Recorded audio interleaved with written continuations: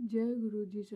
संगत जी आज हम रुद्र संहिता के 16वें अध्याय का पाठ करेंगे, जिसमें हम मानवाधिक सृष्टि की उत्पत्ति का अध्ययन करेंगे।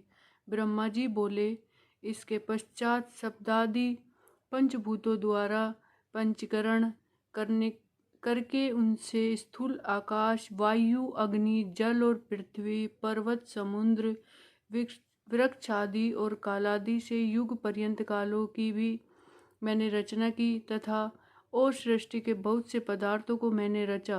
परंतु जब इससे भी मुझे संतोष नहीं हुआ तो मैंने अम्बा सहित शिवजी का ध्यान कर सृष्टि के अन्य पदार्थों की रचना की और अपने नेत्रों से मरीचि को, हृदय से भृगु को, सिर से अंगिरा को और कान से मुनिश्रेष्ठ पुलक को, उदान से पुलस्त्य को, समान से वशिष्ठ को, अपान से क्रतु को, कानों से अग्नि को, प्राण से दत्त को और गोदी से तुम नारद को और अपनी छाया से करदम मुनि को उत्पन्न किया। साथ ही सब साधनों का भी साधन धर्म को भी मैंने अपने संकल्प से उत्पन्न किया। तब मैं कृतार्थ हुआ। फिर मैंने अपना दो रूप किया। मैं आधे से नारी और आधे से पुरुष हुआ, जिसमें परम साधक पुरुष स्वयंभू मनु और शतरूपा नाम वाली योगिनी एक तपस्विनी वह नारी हुई, जिस परम सुंदरी को ग्रहण कर मनु ने विवाह की विधि से मैथुन द्वारा सृष्टि को उत्पन्न किया। तब उससे मनुष्य ने प्रियव्रत और उत्तानपाद नामक दो पुत्र तथा आकुति, देवहूति और प्रसूति नामक तीन कन्याएं उत्पन्न की और आकुति को रुचि नामक मुनि को और देवहूति को करदम मुनि को दिया तथा उत्तानपाद की छोटी बहिन प्रसूति को दक्ष प्रजापति को दिया, जिनकी संतानों से चराचर जगत भर गया।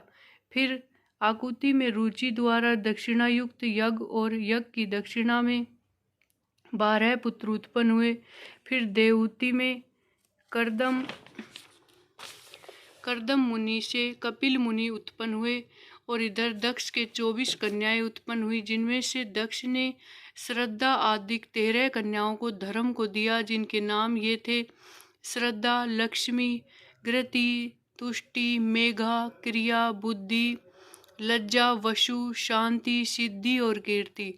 फिर इनसे छोटी 11 कन्याओं ख्याति, सतयुत, संभूति, स्मृति, प्रीति, क्षमा, सन्नति, अनुरूपा, ऊर्जा, स्वाहा और स्वेधा को क्रमशः भृगु, भव, मरीचि, अंगिरा मुनि, पुलस्त्य, पुलह, क्रतु, अन्नी, वशिष्ठ, वन्नी और पितर को दिया, जिनकी संतानों ने त्रिलोकी भर गई। फिर तो शिवजी की आज्ञा से प्राणियों के कर्मानुसार असंख्य जातियों की उत्पत्ति हुई और जिसमें ब्राह्मण श्रेष्ठ हुए।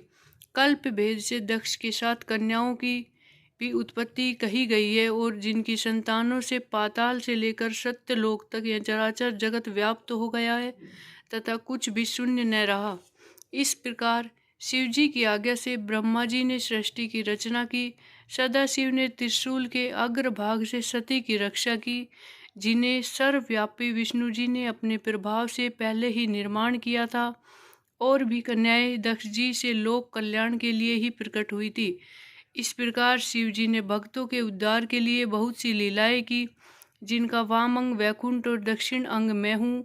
इस प्रकार मैं विष्णु और रुद्र, यही 3 गुण इधर प्रधान हुए और उधर इसी प्रकार सत, रज और तम 3 गुणों से जिनका मैं स्वयं प्रधान हूँ, उसमें से रजोगुण वाली सुरादेवी तथा शतोगुण वाली सती और तमोगुण वाली लक्ष्मी प्रकट हुई।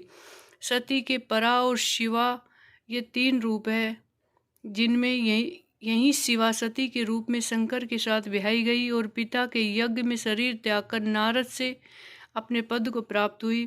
फिर पार्वती होकर तप करके शिवजी को मिली, जिनके कालिका, चंडिका, भद्रा, चामुंडा, विजया, जया, जयंती, भद्रकाली, दुर्गा, भगवती, कामाख्या, कामदा, अम्बा, मृडानी और सर्व मंगलदायक भुक्ति मुक्तिदायक नाम हुए।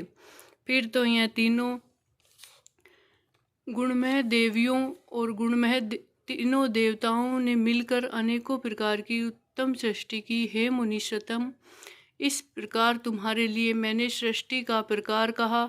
शिवजी की आज्ञा से मैं ही इस ब्रह्मांड का रचयिता हूँ।